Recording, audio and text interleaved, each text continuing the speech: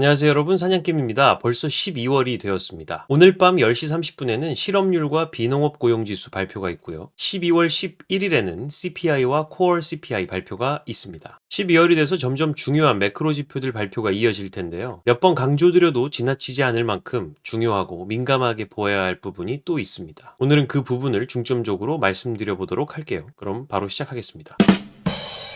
자, 결론부터 말씀을 드리면 12월 19일에는 미국의 금리 결정이 새벽 4시에 있고요. 일본의 금리 결정이 정오 12시에 있습니다. 저는 일단 저 두 나라가 같은 날 금리 결정이 있다는 사실 자체만으로도 금융시장에 얼마나 큰 변동성과 불확실성을 가져다 줄지가 두렵습니다. 우리가 미국의 FOMC만 있다고 해도 다들 포지션도 관리하고 또 관망하면서 모든 상황이 일단락되고 다시 포지션을 진입하는 등의 투자 결정을 하곤 하는데, 심지어 일본까지도 이 같은 날에 금리 결정이 있다면 우리는 참 조심해야겠죠. 자, 근데 발표 예상치를 한번 보면요. 미국은 0.25% 인하할 확률이 페드워치 기준으로 70.1%입니다. 그리고 동결할 확률이 29.9%라서 대략 7대 3 정도 되죠. 자, 12월 19일 이전에 발표되는 실업률 그리고 물가를 지켜봐야겠지만, 오늘 발표되는 실업률도 전월 발표치가 4.1이었는데 현재 컨센서스가 4.2%로 나와 있고요. 고용시장 둔화 냄새가 조금씩 나게 된다면 베이비 컷 확률이 좀 더 높아지겠죠. 자, 근데 여기서 더 중요한 건 일본의 금리가 0.5%로 전월 대비 0.25% 상승할 것이 예상이 되고 있다는 사실입니다. 자, 여기서 우리는 이런 생각을 한번 해볼 수가 있을 것 같은데요. 8월 5일 블랙 먼데이 때 상황을 한번 돌이켜 볼게요. 7월 초에 달러당 162엔 정도까지 올라갔던 엔화는 7월 11일 이후로 쭉 빠져서 8월 5일에는 저점을 141.68엔까지 찍었습니다. 엔화가 엄청나게 강세로 갔던 것이죠. 자, 그리고 그 사이 7월 31일에 일본의 금리 결정이 있었습니다. 0.25%로 인상을 해버렸죠. 컨센서스가 0.1%로 전월과 동결이었습니다만 0.25%로 발표가 나면서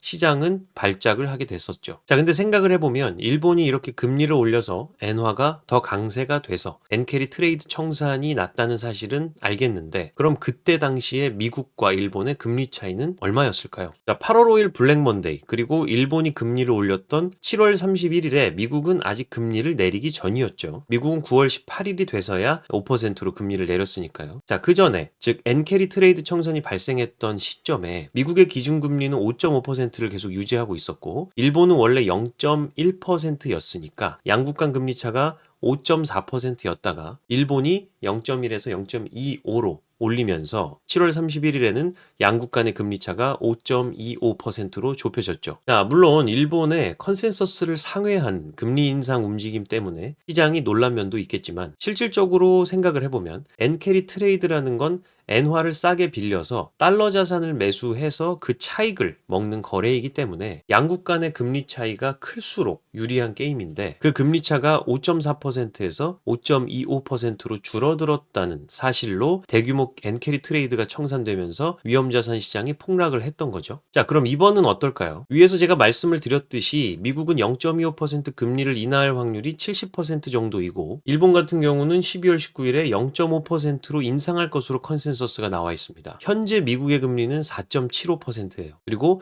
일본의 금리는 0.25%인데요. 여기서 만약 미국이 낮추고 일본이 금리를 높이면 양국 간의 금리 차는 4.5%에서 4%로 0.5% 줄어들게 됩니다. 8월 5일 블랙 먼데이 때는 일본만 금리를 높였던 상황이었음에도 불구하고 그러한 사태가 벌어졌었는데, 이번에는 미국은 낮추고 일본은 높이는 이런 상황이 발생하게 되면 중간에 껴있는 위험자산 시장은 스퀴즈가 일어날 확률이 높아진다라고 할 수가 있겠습니다. 자, 추가적으로 우리가 생각을 해보면 참 복잡한 게, 미국이 금리를 낮추면 말씀을 드렸다시피 일본과의 금리 차가 좁혀지면서 엔캐리 트레이드 청산 가능성이 높아질 뿐만 아니라 결국 그 이전에 발표되는 실업률이나 물가 등이 금리를 낮출만 했다라는 생각이 들 텐데요. 보통 이런 경우에는 실업률은 높아지고 물가는 안정적인 상황이 되어야겠죠.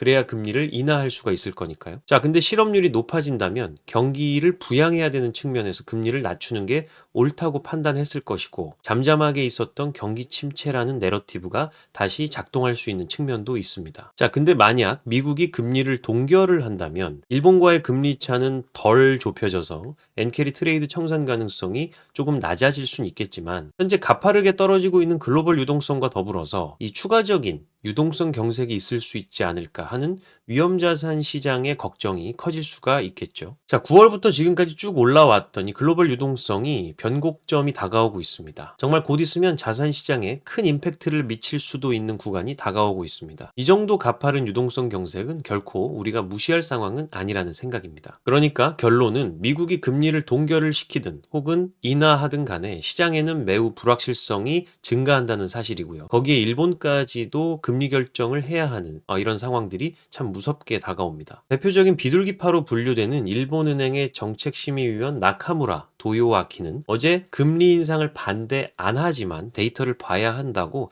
애매하게 답변을 했습니다. 금리 인상을 반대를 안 한다는 말이 좀 거슬리죠. 그래서 이 소식이 전해지고 나서 달러는 150엔대 밑으로 하락했다라고 나와 있죠. 엔달러 환율은 최근에 157엔 정도까지 고점을 찍었다가 현재는 150엔이 깨졌습니다. 149.985엔이죠. 엔화는 이미 강세 추세에 돌입하고 있는 모습입니다. 여기서 12월 19일에 일본이 실제로 금리를 0.25에서 0.5%로 인상하는 결정까지 나온다면 정말 엔화가 더 강세가 심해질 수 있는 상황이 오겠죠. 자, 저는 이렇게 발생 가능한 리스크를 여러분들께 말씀을 드리는 상황입니다만, 여기 이 상황에서는 워낙 큰 변수들이 많아요. 그리고 양국 간의 정치적인 계산도 걸려 있을 것이기 때문에 이거를 정확히 예측한다는 것 자체가 상당히 어려운 일이고, 이 시장이 어떻게 반응할지도 정말 미지수입니다. 대신 우리가 잘 할 수 있는 건 다가올 불확실성은 알았으니까 그것에 대비해서 미리 계획을 짜두고 리스크를 줄여두고 시장을 관망해보는 일이죠. 결과가 나온 뒤에 기민하게 대응을 해도 결코 늦지 않습니다. 24년의 끝을 향해 달려가고 있는 이 시점에서 올해 잘 버신 돈을 더 잘 지키는 것도 투자 실력이라는 점